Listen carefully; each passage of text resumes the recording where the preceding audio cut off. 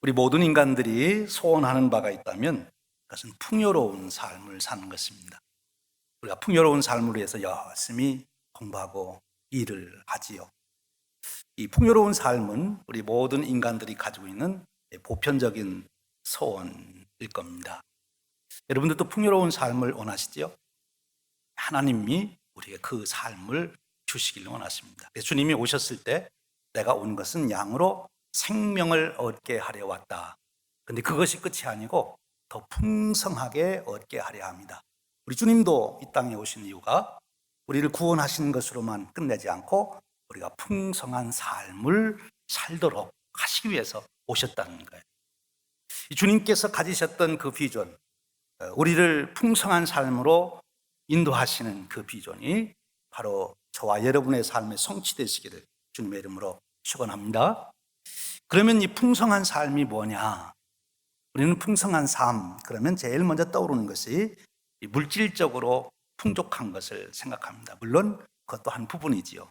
그러나 성경이 말하는 풍성한 삶은 그 물질적인 것에만 한정하지 않습니다.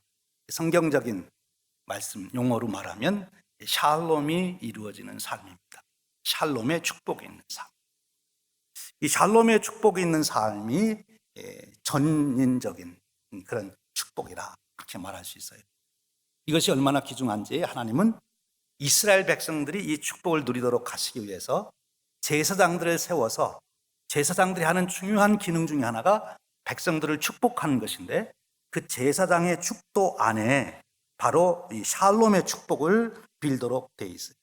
그래서 민수기 6장 24절 이하에 가보면 제사장들이 이스라엘 민족을 축복할 때 샬롬의 축복을 하게 됩니다.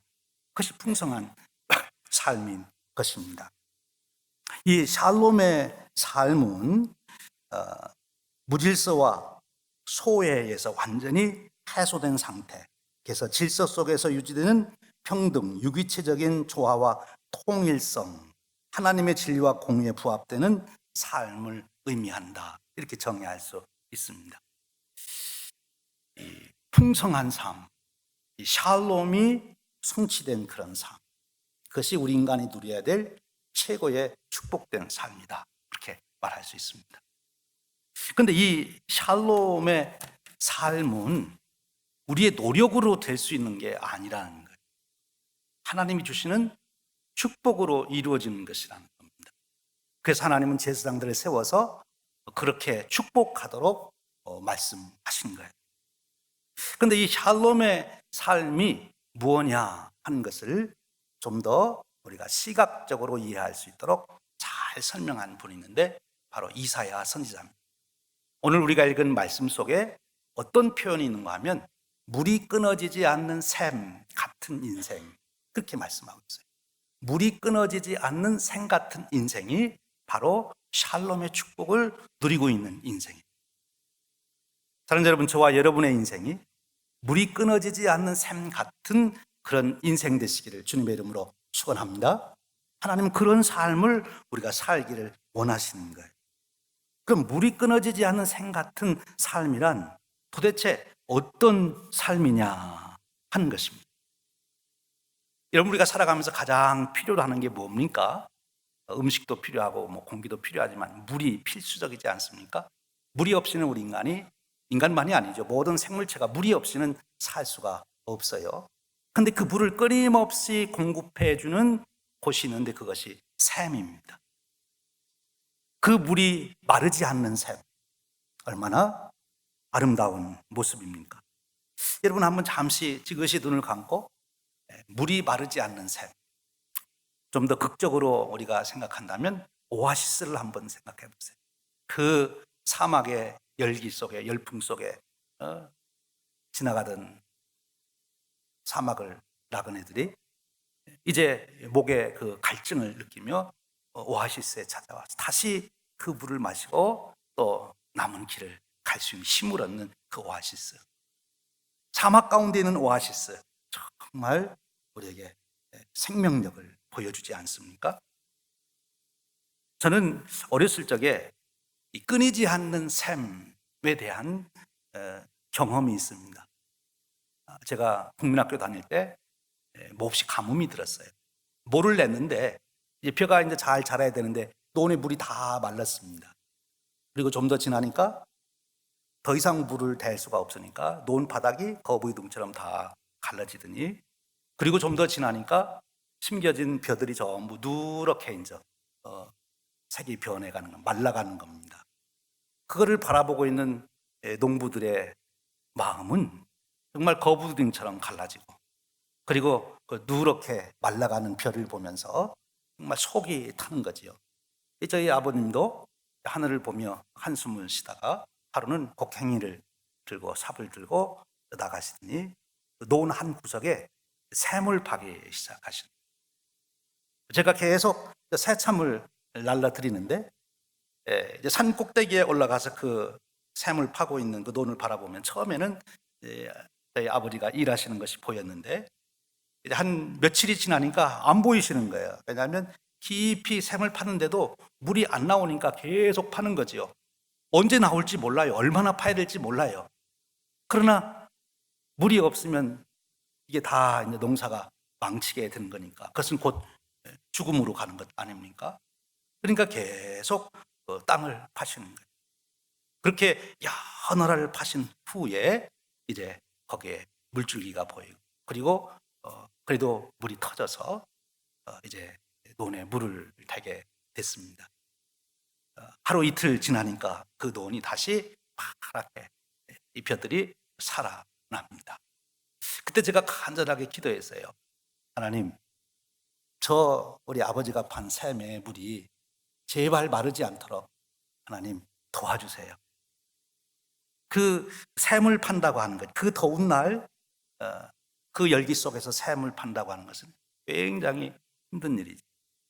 그런데 그 샘물로 인해서 다시 농사를 잘 지을 수 있게 된 거예요. 끊이지 않는 물이 솟아나는 샘, 얼마나 멋있습니까? 풍요롭습니까?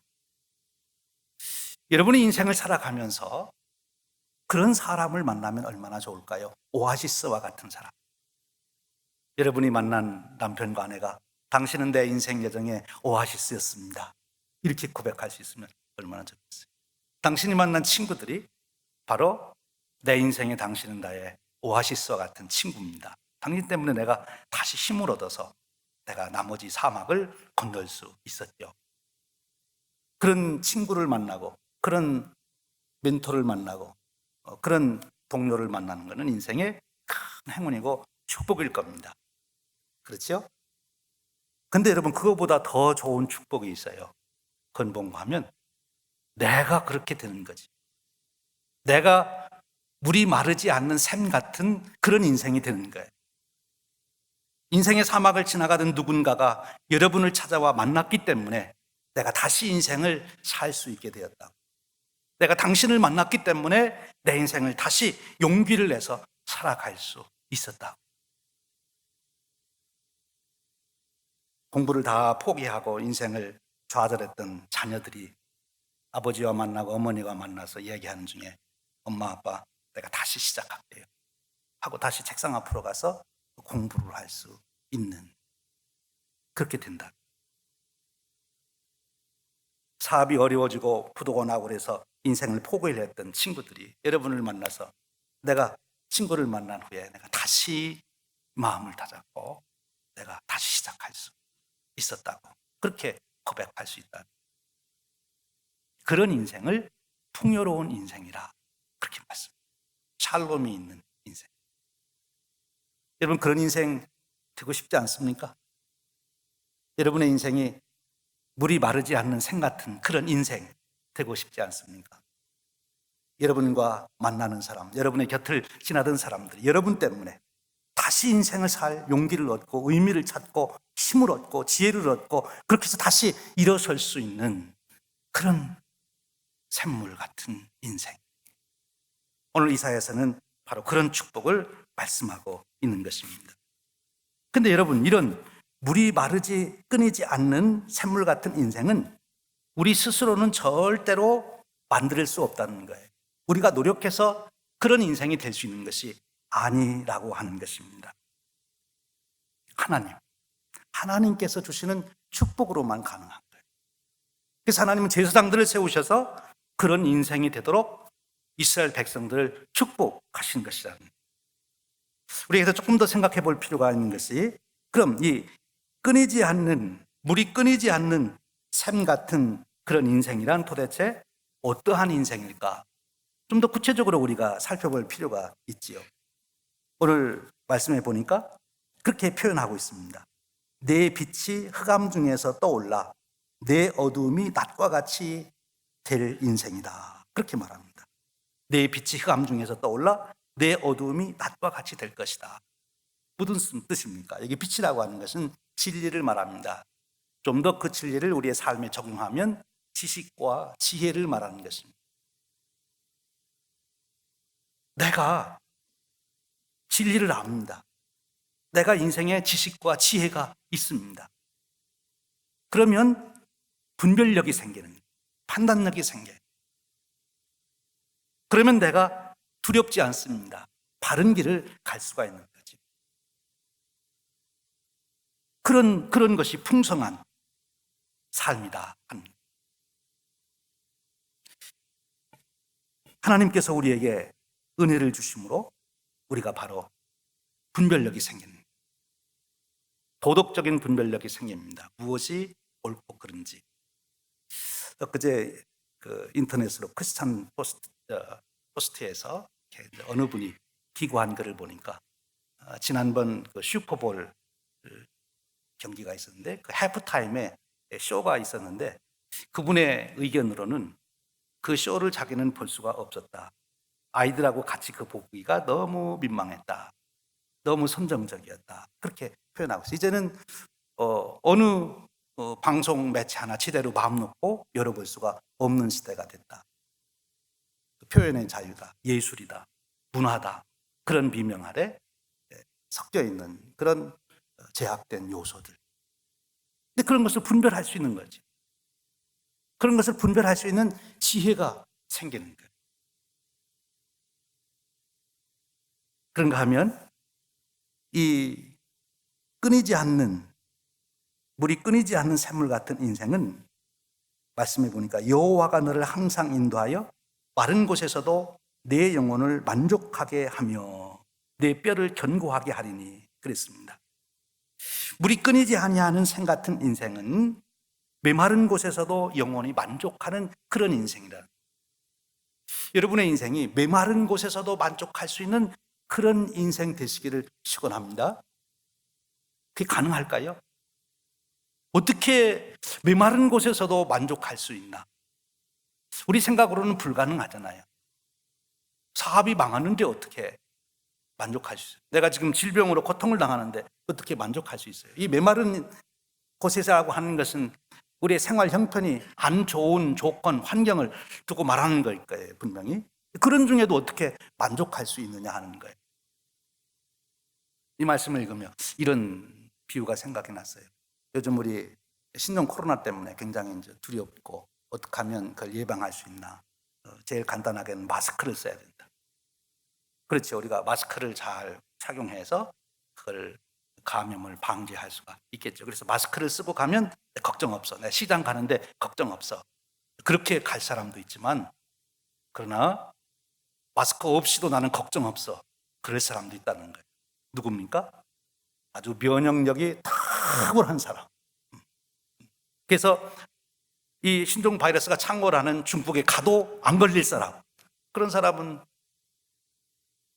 마스크가 없어도 걱정 없는 거예요. 우리가 내게 주어지는 환경 조건 때문에 우리는 늘 지배를 받아요. 돈이 있어야 되는데, 내가 건강해야 되는데, 이 문제가, 이런 환경의 조건이 갖춰져야 되는데, 근데 그런 거 없이도 만족할 수 있는 인생이 될 수 있을까? 우리가 한 예를 찾으면 다윗을 들을 수 있어요.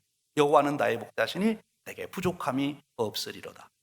다윗에게 있어서는 왕궁 때문에 그가 안전한 것이 아니고 자기의 보디가드가 많이 있어서 안전했던 것이 아니라 여호와께서 함께 하시기 때문에 자기는 평안하고 안전하다는 거예요.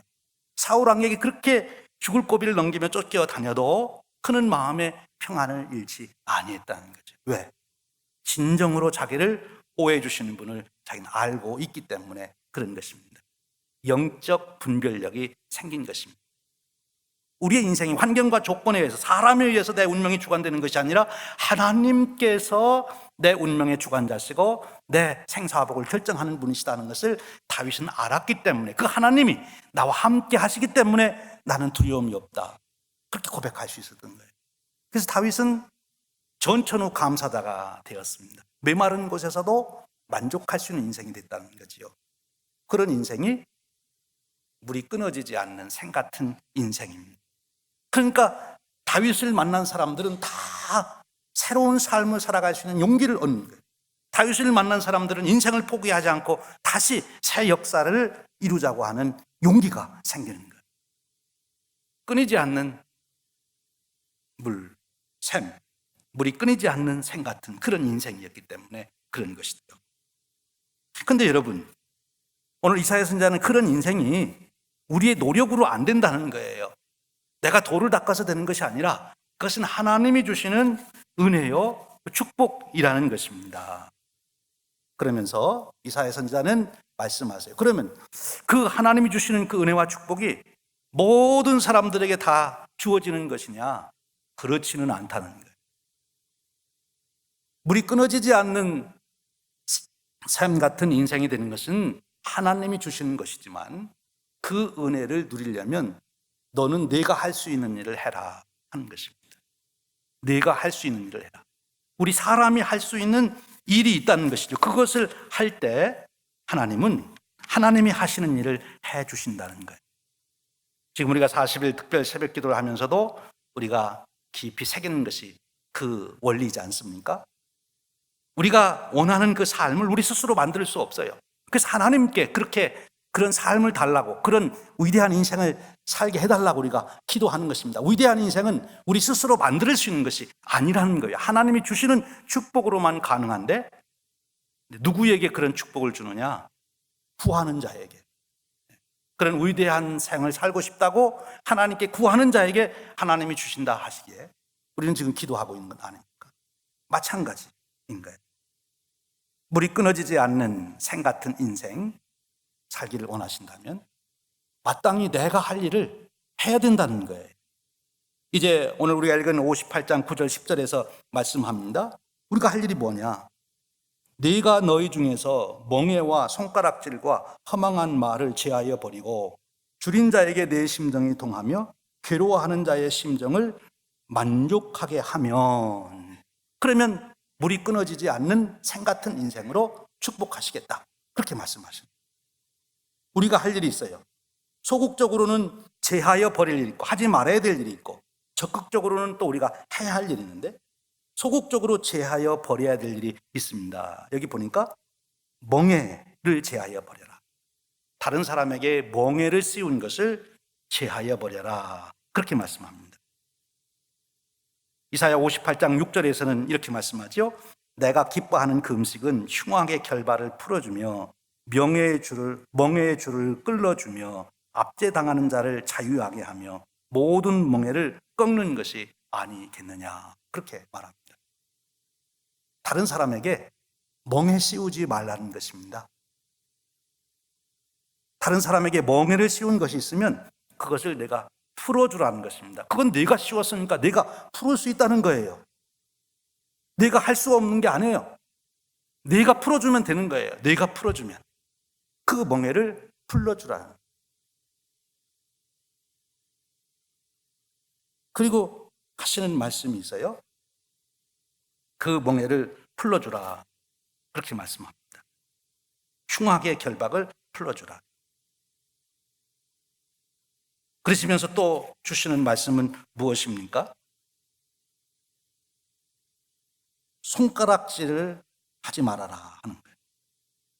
손가락질 하지 말래요. 여러분들 손가락질 하는 거는 여러분들이 안 하시려면 안 할 수 있잖아요. 손가락질 한다는 게 뭡니까? 다른 사람의 약점, 다른 사람이 실수한 것을 가지고 그걸 계속 드러내서 그 사람의 인격에 모독을 주는 것입니다. 그거 하지 말라는 거예요.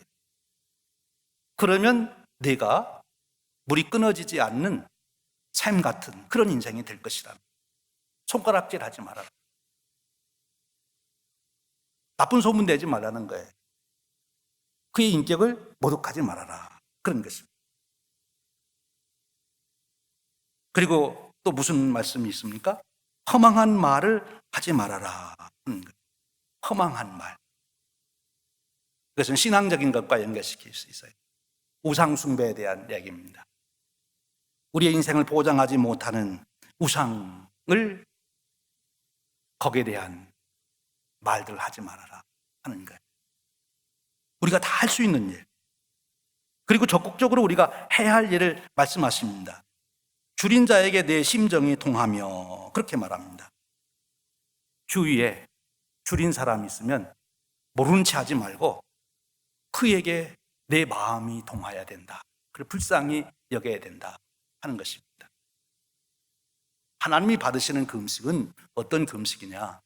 자기가 굶으면서 너무너무 굶는 게 힘들다고, 하나님 내가 이렇게 굶는 게 힘들으니 빨리 내 소원 들어주세요, 그런 그 음식을 하나님 받으시는 것이 아니라, 하나님이 기뻐하시는 그 음식은 옆에 있는 사람, 배고파하는 사람 도와주기 위해서 내가 배고파지는 것, 옆에 있는 사람 돕기 위해서 내가 배고파질 때, 그때 하나님은 그 기도를 들어주시겠다 하는 거예요. 그것이 하나님이 기뻐하는 그 음식이라는 거예요. 먹는 것만이 아니죠. 시간도 그렇죠. 너무너무 바빠요. 내가 지금 내 할 일이 너무 많이 쌓여 있어요. 그런데 옆에 있는 분이 꼭 도와달라고 하기에 그를 돕기 위해서 인텐시브 코스 하는 것처럼 바쁜 내 삶에 시간을 내서 그를 돕는 것을 말합니다. 최근에 저도 그런 마음을 갖게 됐어요. 제가 요즘 느끼기에 제가 나이가 들어가는 것 같습니다. 이제 연합 집회가 있으면 꼭 축도를 부탁해요. 축도 목사님으로 변하는 것 같고, 또 하나는 젊은 목사님들이 목사님 목회에 대해서 좀 얘기할 게 있는데 좀 만나주세요, 그런 부탁이 자꾸 더 많이 있어요. 지난주에도 한 분이 그런 얘기를 해서 만나고 났는데, 그분이 얘기한 다음에 얼굴이 그렇게 밝아지고, 그리고 다시 힘을 얻었다고. 그래서 제가 뭐 해준 것도 없는데 그래요. 너무 바쁜데 저도 지금 40일 특별 새벽 기도도 해야 되고 여러 가지 할 게 많은데, 만나야 되나 말아야 되나, 만나지 말자고 그래야지, 그런 마음이 계속 솟아나는데, 얼마나 다급하면 나 같은 사람하고도 만나자고 그럴까, 무슨 얘기인지 드러나 보자. 그래서 만났습니다. 그랬더니 그렇게 저한테, 그렇죠, 너무 바쁘잖아요 우리. 그런데 나를 만나자고 하는 사람에게 시간을 내어주는 거예요. 하나님이 그런 사람의 기도를 들어주신다는 거예요. 그런 사람의 기도를 들어주신다는 거예요. 줄인 자에게 동정이 가는 마음, 그래서 그에게 내 것을 나눠주면서 내가 가난해지는 것, 그런 자의 기도를 하나님은, 그런 사람이 물이 끊어지지 않는 생 같은 그런 인생으로 세워주시겠다 하는 것입니다. 그리고 괴로운 자의 심정을 만족해 하면, 그랬어요. 괴로운 자의 심정이라는 것은 뭡니까? 누군가가 와서 삶에 어려운 문제가 있을 때 그것을 하소연합니다. 그걸 들어주는 거죠. 여러분 그건 하실 수 있잖아요. 여러분들 보고 문제 해결하는 거 아니잖아요. 그냥 얘기하는 소리 듣고 있으라는 거예요. 얘기하면 5분이고 10분이고 얘기하라고 듣고 있는 거지요. 네가 그렇게 괴로워하는 자의 이야기를 들어주면 하나님도 우리의 이야기를 들어주시겠다고 하는 거예요. 하나님 그런 자를 받아주시겠다는 거예요. 네가 지혜내서 문제 해결하는 거 아닙니다. 그냥 괴로운 자가 말을 하면 들어주는 겁니다. 사랑하는 여러분, 여러분의 인생이 물이 끊어지지 않는 생 같은 인생 되시기를 주님의 이름으로 축원합니다. 여러분의 아내가, 남편이, 여러분의 자녀들이, 여러분의 형제들이, 여러분의 친구들이 말하기를 내 인생에 당신을 만난 것이 오아시스를 만난 것이었습니다.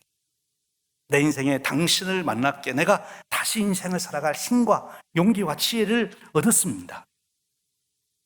그렇게 고백하는 사람들이 여러분 주위에 생길 때 하나님은 여러분들을 물이 끊어지지 않는 생 같은 인생으로 세워주시고 여러분의 인생을 풍요롭게 해주시고 여러분의 기도를 응답하시는 은혜의 자리로 이끌어 주신다 하시는 거예요. 사랑하는 여러분, 저와 여러분에게 바로 그런 인생을 살아가는 축복이 있으시기를 주님의 이름으로 축원드립니다. 기도하겠습니다.